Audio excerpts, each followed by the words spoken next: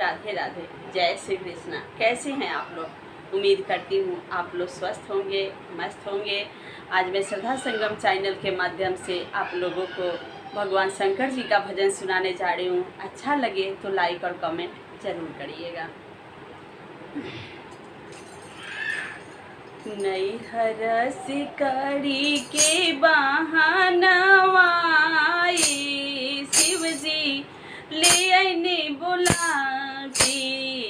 नैहर सिकड़ी के बहानवा शिव जी ले आइने बोला के।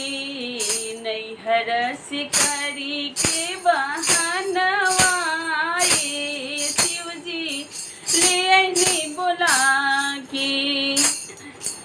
हमात कहनी शिव जी कोठा अटारी बाड़े। नैहर में कहनी शिव जी कोठा अटारी बाड़े।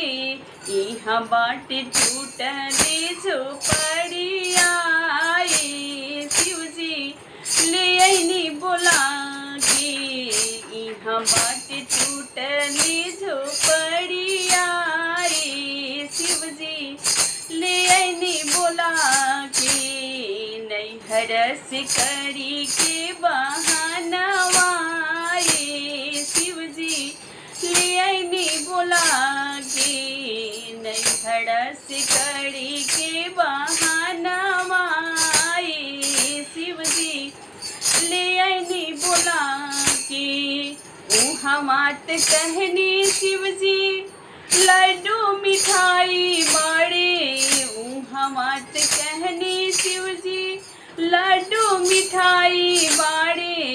यहाँ बाटे भंगिया के गोलावा शिव जी ले आइने बोला के। यहाँ बाटे भंगिया धतुरावा शिव जी ले आइने बोला के।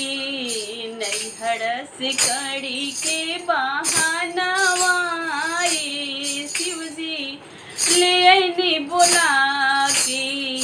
नैहर सिकड़ी के बहानवा शिव जी ले आइने बोला के।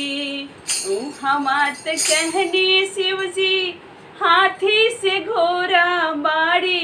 नैहर में कहनी शिव जी हाथी से घोड़ा बाड़े। यहाँ बाटे बासहा बैलवा शिव जी ले आइने बोला के।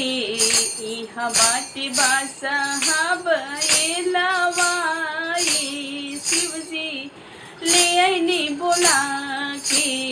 नैहर सिकड़ी के बहानवा शिव जी ले आइने बोला के।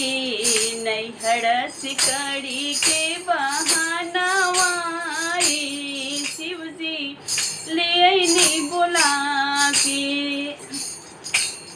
हमात कहनी शिव जी तो सकतकिया बाड़े। हमात कहनी शिव जी तो सकतकिया बाड़े। यहाँ बाटे मेरी गा के छलावा शिव जी ले आइने बोला के।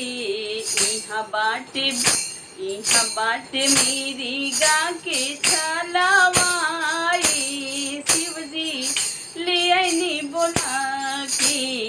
नैहर सिकड़ी के बहानवा शिव जी ले आइने बोला के।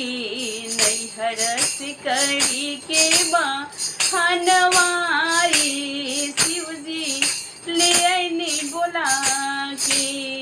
नैहर सिकड़ी के बहानवा शिव जी ले आइने बोला के।